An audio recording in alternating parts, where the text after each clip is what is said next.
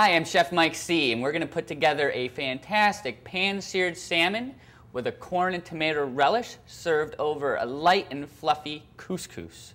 So to start off, why don't we work on our relish? We take our little cherry tomatoes, little paring knife, and we're just going to cut them in half, opening them up and letting those tomato juices be able to marinate along with all the other flavors we're about to put in here. And I have a beautiful piece of corn on the cob, but we have to get the corn kernels off of the cob. A safe way to do it so we don't get any of our fingers into our food, we're going to lay the corn on its side, stabilizing it so it doesn't tip over. Just take our chef's knife and we cut across sideways, giving ourselves a flat side we can roll it on and continue to cut and roll the corn. And we have some fresh basil leaves here. And I can either fold it in half or I can roll this into a cylinder. And we're going to cut it into really thin strips, or what would be called a chiffonade.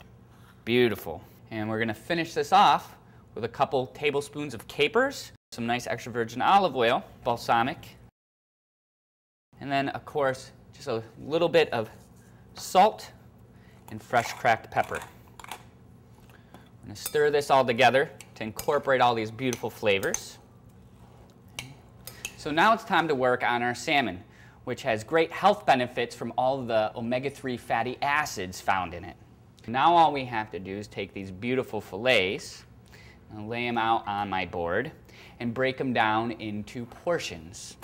We're going to cut our tail ends off, and then we can cut into the main part of the flesh. Now, salmon is such a wonderful fish, but we don't need a pound portion size. Pieces about 4 to 5 ounces like this are perfect. So now let's put a little seasoning of some salt and then a little bit of fresh cracked pepper on top of our salmon fillets. And now we have our stainless steel saute pan. So since this is stainless steel and we don't want the fish to stick, we're going to use just a light coating of either olive or vegetable oil. And these are only going to take a couple minutes on each side. Once we notice that there's some golden brown coloring right around the bottom edge of the fish, we know it's time to give it a flip. Ah, gorgeous. Perfect color. So the salmon needs about 1 more minute on the second side, and then we'll put it into the oven to finish it off. All right, let's check to see if it's done.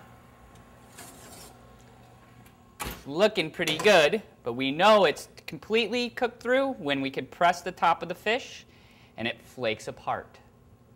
So now we have our wonderful couscous here that was cooked with a little bit of chicken stock and a splash of olive oil for some flavor. Alternatively, you could always use a little bit of rice or serve this over pasta, pretty much whatever you like. Take one of our beautiful pieces of salmon right on top of that, and of course some of the fresh and healthy corn and basil tomato relish. And a little bit of garnish. Healthy, quick, and delicious.